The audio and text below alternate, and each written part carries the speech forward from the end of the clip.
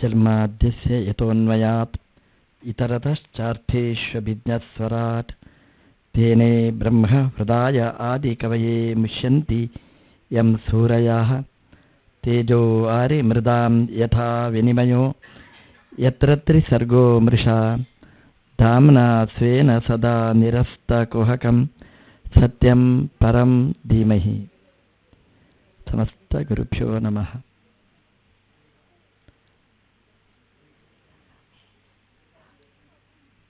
ಶ್ರೀಮದ್ ಭಾಗವತ ದೇವರೇ ರಚನೆ ಮಾಡಿ ನಮಗೆ ನೀಡಿದ ಮಹಾಧರ್ಮಗ್ರಂಥ. ಭಾಗವತದಲ್ಲಿ ಬೇರೆ ಬೇರೆ ರಾಜರುಗಳ ಬೇರೆ ಬೇರೆ ಭಕ್ತರ ಕಥೆಗಳನ್ನು ನಿರೂಪಣೆ ಮಾಡಿದ್ದಾರೆ. ಯಾವ ಕಥೆನೂ ಕೂಡ ಯಾವುದೋ ಒಂದು ಕಾಲದ ಕಥೆ ಅಲ್ಲ. ಆ ಕಥೆಗಳೆಲ್ಲ ನಮಗೇ ಸಂಬಂಧಪಟ್ಟಂತಹ ಕಥೆಗಳು. ಹಾಗಾಗಿ ಭಾಗವತ ಇವತ್ತು ತುಂಬ ಪ್ರಸ್ತುತ.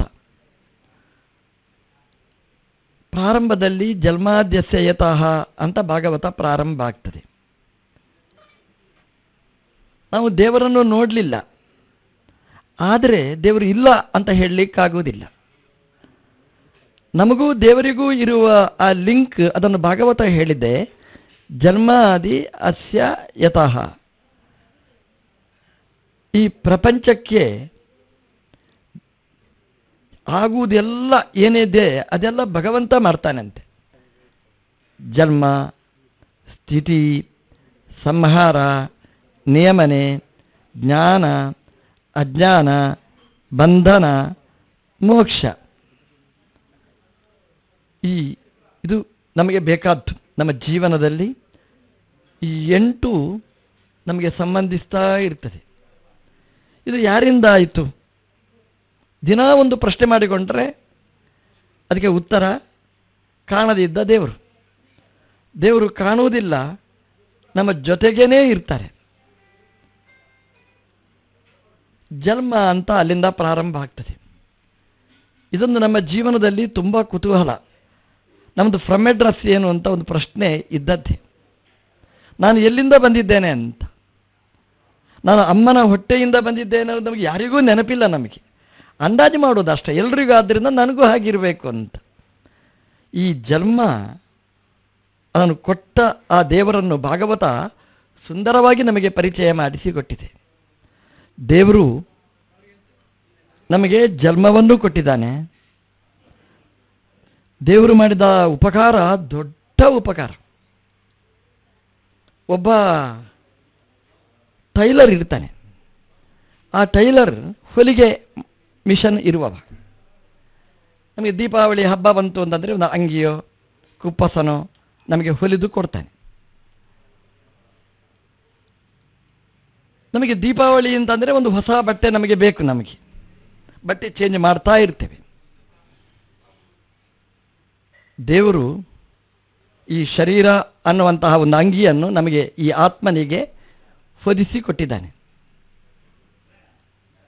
ಒಂದು ಅಂಗಿ ನಾವು ಹೊಲಿದರೆ ನೆಕ್ಸ್ಟ್ ದೀಪಾವಳಿಗೆ ಇನ್ನೊಮ್ಮೆ ಟೈಲರ್ ಹತ್ರ ಹೋಗ್ತೇವೆ, ಇನ್ನೊಂದು ಅಂಗಿ ಕೊಡು ಅಂತ. ಯಾಕೆಂತಂದರೆ ನಾವು ದೊಡ್ಡವರಾಗಿದ್ದೇವೆ. ಕಳೆದ ವರ್ಷದ ಅಂಗಿಯೋ ನಮಗೆ ಅದು ಆಗುವುದಿಲ್ಲ, ನಾವು ಚೇಂಜ್ ಮಾಡಬೇಕು, ಚೇಂಜ್ ಮಾಡಿ ಕೊಡು ಅಂತ. ಟೈಲರ್ ಚೇಂಜ್ ಮಾಡಿ ಕೊಡ್ತಾನೆ. ವರ್ಷಕ್ಕೆ ಬದಲಾವಣೆ ಆಗ್ತಾ ಇರ್ತದೆ. ಕೆಲವರಿಗೆ 6 ತಿಂಗಳಿಗೂ ಬದಲಾವಣೆ ಆಗುತ್ತೆ. ಅದು ಚೇಂಜ್ ಆಗ್ತಾ ಇರ್ತದೆ, ನಾವು ಬದಲಾವಣೆ ಮಾಡ್ತಾ ಇರ್ತೀವಿ. ಈ ಶರೀರ ಇದೊಂದು ಅಂಗಿ ನಮಗೆ ದೇವರು ಹೊಲಿದು ನಮಗೆ ಕೊಟ್ಟಿದ್ದಾನೆ. ಆ ದೇವರ ಹತ್ರ ಹೋಗಿ ನಾವು ಇನ್ನೊಂದು ದೀಪಾವಳಿಗಾಗುವಾಗ ದೇವರೇ ಒಂದು ಅಂಗಿ ಬೇರೆ ಕೊಡು ಅಂತ ನಾವು ಕೇಳೋದುಂಟ? ಇಲ್ಲವೇ ಇಲ್ಲ. ಅದೇ ಅಂಗಿ ನಮಗೆ ಅಮ್ಮನ ಹೊಟ್ಟೆಯಿಂದ ಬಂದಾಗಲಿಂದ ಇವತ್ತಿನ ತನಕನೂ ಕೂಡ ನಾವು ಇನ್ನೊಂದು ಅಂಗಿ ಕೊಡು ಅಂತ ನಾವು ಹೋಗಿ ಕೇಳಲೇ ಇಲ್ಲ. ಅದೇ ಅಂಗಿ. ನೀವು ಹೇಳ್ತೀರಿ ಅಂಗಿ ದೊಡ್ಡದಾಗ್ತದೆ ಅಂತ. ದೊಡ್ಡದು ಅಂತ. ನೀವು ಟೈಲರ್ ಹತ್ರ ಹೋಗಿ ಕೊಡಿ, ಹೇಳಿ ನನಗೊಂದು ಅಂಗಿ ಹೊಲಿದು ಕೊಡಬೇಕು, ಇನ್ನೊಂದು ಸಲ ನಿನ್ನ ಹತ್ರ ನಾನು ಬರಬಾರ್ದು, ಅದು ಅಂಗಿ ವರ್ಷಕ್ಕೆ ದೊಡ್ಡದಾಗಬೇಕು. ಅವನ ಮುಖ ದೊಡ್ಡದಾಗ್ತದೆ ಹೊರತು ಅಂಗಿ ದೊಡ್ಡದಾಗುವುದಿಲ್ಲ. ಅದು ಅಸಾಧ್ಯ ಅಂತ ಹೇಳ್ತಾನೆ. ಒಂದು ಅಂಗಿ ಹೊಲಿದು ಕೊಟ್ಟರೆ ಅದು ಒಂದೇ ಅಷ್ಟೇ. ಅದೇನು ದೊಡ್ಡದಾಗಿ ನೀರಲ್ಲಿ ಹಾಕಿದರೆ ಸ್ವಲ್ಪ ದಪ್ಪ ಆಗುತ್ತೆ ಅಷ್ಟೇ ಹೊರತು ದೊಡ್ಡದಂತೂ ಆಗುವುದೇ ಇಲ್ಲ. ದೇವರೊಂದು ಅಂಗಿ ಹೊಲಿದು ಕೊಟ್ಟಿದ್ದಾನೆ ನೋಡಿ. ಈ ಅಂಗಿಗೆ ಎಷ್ಟು ಗ್ಯಾರಂಟಿ ಅಂತ ಅಂದರೆ 100 ವರ್ಷ. ನಮ್ಮ ಪ್ರಧಾನಮಂತ್ರಿಗಳು ಹೇಳ್ತಾರೆ ನೋಡಿ, ಇನ್ನು ಮುಂದೆ ನಾನೇ ಗ್ಯಾರಂಟಿ ನನಗೆ ಬಂದರೆ, ಅಧಿಕಾರಕ್ಕೆ ಬಂದರೆ ಅಂತ ಹೇಳ್ತಾರೆ ನೋಡಿ. ಹಾಗೆ ನಮ್ಮ ದೇವರು ಈ ಅಂಗಿ ಹೊಲಿದು ಕೊಟ್ಟಿದ್ದಾನೆ.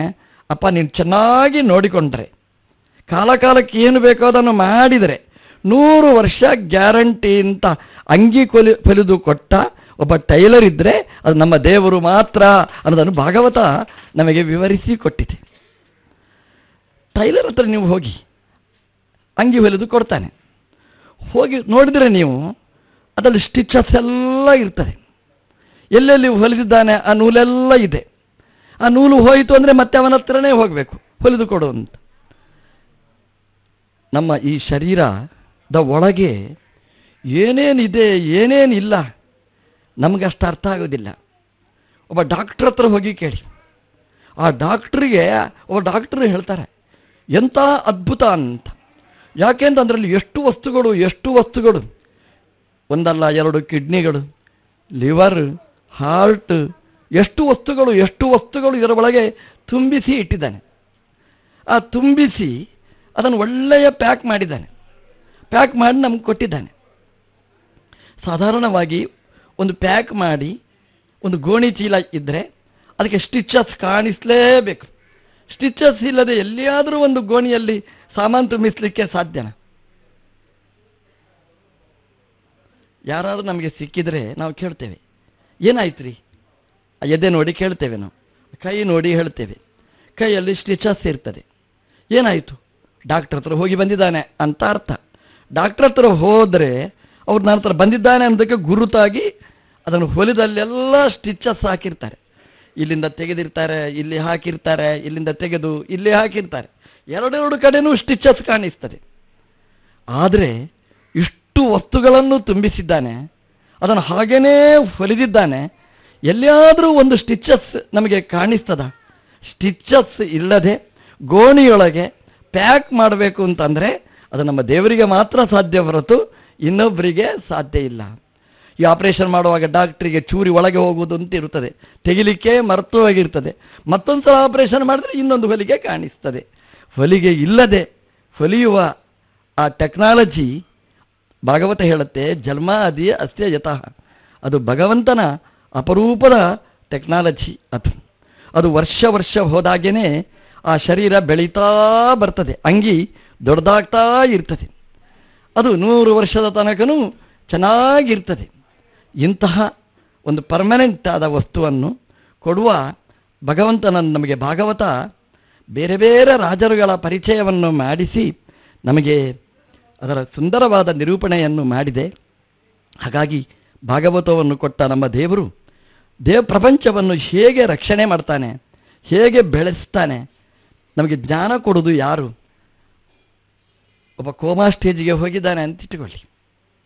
ಡಾಕ್ಟ್ರ್ ಹತ್ರ ದಿನಾ ಹೋಗಿ ನಾವು ಕೇಳ್ತೇವೆ, ಡಾಕ್ಟ್ರೇ ಯಾವಾಗ ಜ್ಞಾನ ಬರ್ತದೆ, ಯಾವಾಗ ನನ್ನನ್ನು ನೋಡ್ತಾರೆ, ಯಾವಾಗ ನನ್ನ ಹತ್ರ ಮಾತಾಡ್ತಾರೆ? ಡಾಕ್ಟ್ರ್ ಹೇಳ್ತಾರೆ ದೇವರೇ ಗತಿ ಅಂತ.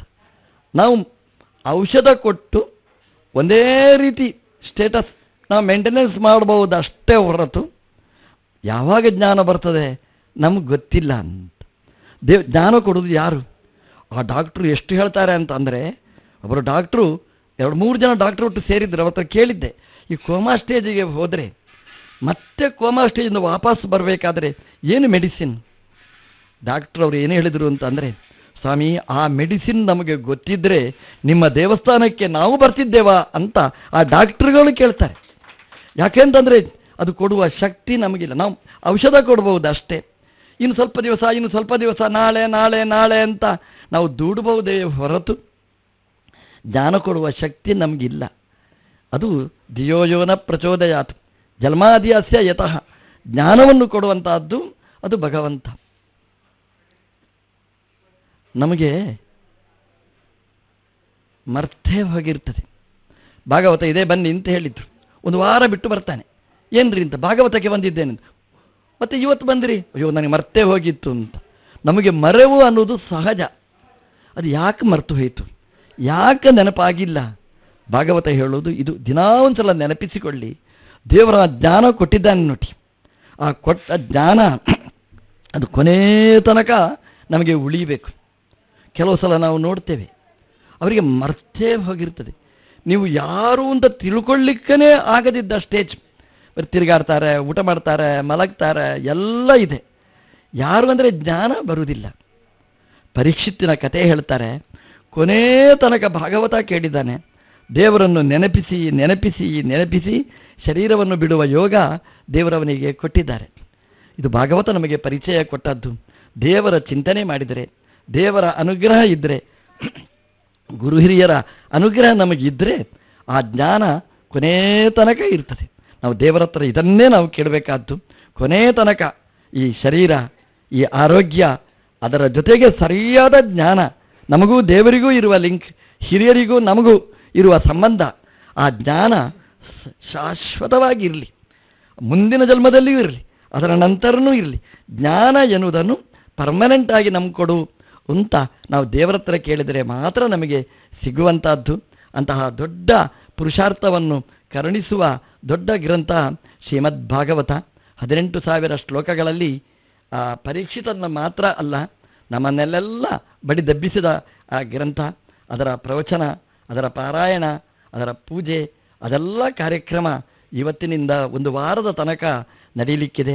ಆ ಜ್ಞಾನ ಗಂಗೆ ಈ ಮನೆಯಲ್ಲಿ ಹರಿಲಿ, ಆ ದೇವರು ಈ ಮನೆಯಲ್ಲಿ ನಲಿದಾಡಲಿ, ಕೃಷ್ಣನ ನೆಲೆಬೀಡಾಗಲಿ, ಅವನ ಅನುಗ್ರಹದಿಂದ ಮನೆ ಸುಭದ್ರವಾಗಲಿ, ಚೆನ್ನಾಗಿ ಆಗಲಿ, ಮನೆಯಲ್ಲಿ ಎಲ್ಲರಿಗೂ ದೇವರು ಒಳ್ಳೆಯದು ಮಾಡಲಿ, ನಮ್ಮ ದೇಶಕ್ಕೇ ಒಳ್ಳೆಯದಾಗಲಿ, ದೇಶಕ್ಕೆ ಒಳ್ಳೆಯ ಆಡಳಿತ 24ನೇ ಇಸ್ವಿಗೂ ಬಂದು ಅವ್ರ ಗ್ಯಾರಂಟಿ ನಮ್ಮ ಹಿಂದೂ ರಾಷ್ಟ್ರ ಅದು ಆಗಲಿ ಅಂತ ಹಾರೈಸ್ತಾ ಕೃಷ್ಣಾರ್ಪಣ ಮತ್ತು